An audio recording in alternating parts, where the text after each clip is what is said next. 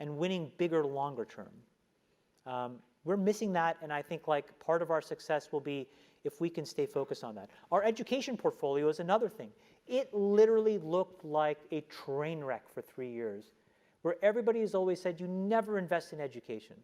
And my thing was, it's not about education. This is about human capital development. It's about, for every one of you who's so smart that got into Stanford, think of all the people who could be as capable.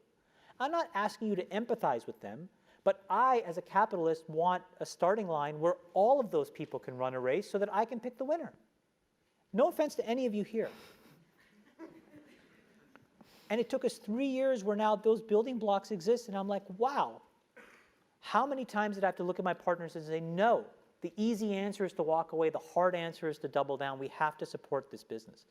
That culture is missing here. So part of what we're trying to do to achieve those goals is like, take really big, audacious points of view on the world, and then train ourselves to be patient. And it's really, really hard.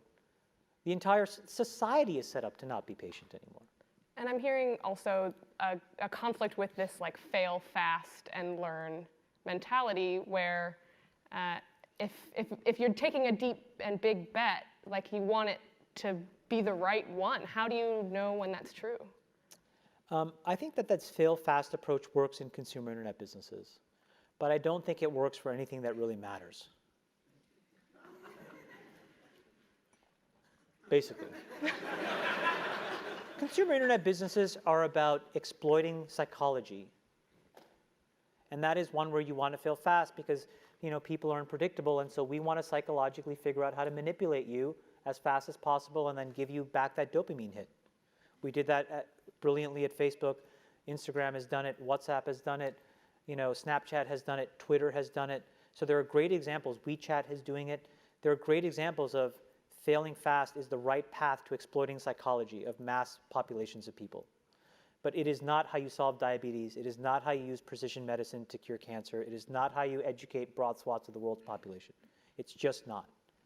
It's taking a point of view and being methodical. It's hard. No, it's hard. I'm glad that you're taking a stab at it.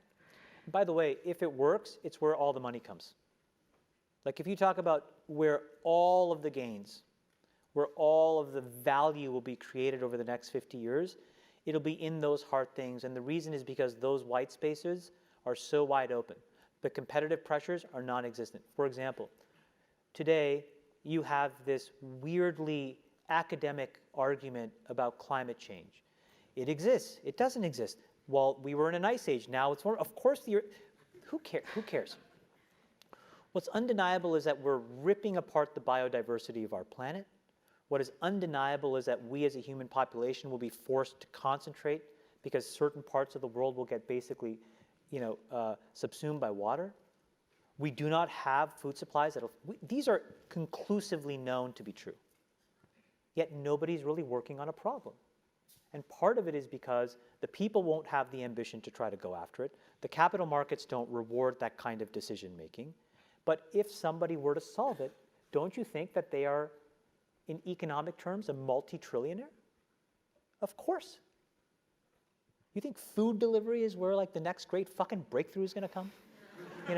You're all hopped up on fucking marijuana and you need a fucking brownie at midnight. Like, what a joke. And go and look through Crunchbase and all the shitty, useless, idiotic companies that have gotten funded doing garbage like that versus climate change.